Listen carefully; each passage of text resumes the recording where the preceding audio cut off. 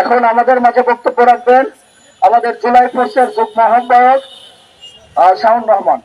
একটু সামনে আসেন।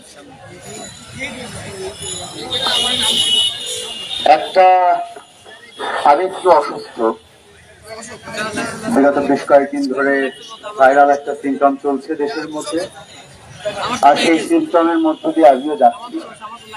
আজকে একটা মাহেন্দ্রক্ষণে এসে আমি উপস্থিত হলাম। আমার কাছে অন্যরকম অনুভূতি, এটা বলে প্রকাশ করার মতো না। আজকে যে আয়োজন, আজকে স্বাধীন বাংলাদেশকে পুনরায় পরাধীনতার শেকড় থেকে মুক্ত করে নতুন ভাবে স্বাধীনতার যে স্বাদ দেয়া, বিগত 2024-এর গণ অভ্যুত্থানের মধ্য দিয়ে সেই স্বাদ সাধারণ মানুষের কাছে ফিরিয়ে আনার যে চেষ্টা, সেটাই আজকের এই প্রাপ্তি।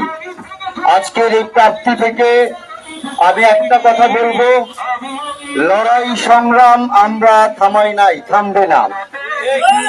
লড়াই সংগ্রাম চলবে যুগে যুগে, যেভাবে লড়াই সংগ্রাম চলে এসেছে।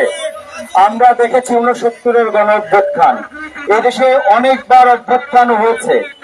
আমি 5 আগস্টের পর আমি বলেছিলাম, এদেশে অভ্যুত্থান হলো, অভ্যুত্থানের যে সুফসল, সেই সুফসল তৃণমূল পর্যন্ত পৌঁছাতে দেয়নি একটা শ্রেণীর লোক। এখন পর্যন্ত বাংলাদেশে যতগুলো অভ্যুত্থান হয়েছে, সেই অভ্যুত্থানগুলোর সুফসল তৃণমূল পর্যন্ত যারা পৌঁছাতে দেয়নি, তারাই এই ফ্যাসিস্ট হাসিনার দল।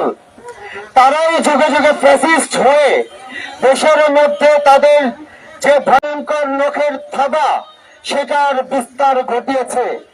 আর যুগে যুগে বাংলাদেশের ইতিহাসে সেই 69-এর গণ অভ্যুত্থান থেকে শুরু করে 24-এর গণ অভ্যুত্থান পর্যন্ত বাংলাদেশের ছাত্র জনতা থেকে শুরু করে আপামর জনতা সকলে লড়াই করে সেই অভ্যুত্থানের মধ্য দিয়ে মানুষের যে বাক স্বাধীনতা থেকে শুরু করে যত রকমের মৌলিক স্বাধীনতা, সেই স্বাধীনতা ছিনিয়ে এনেছে।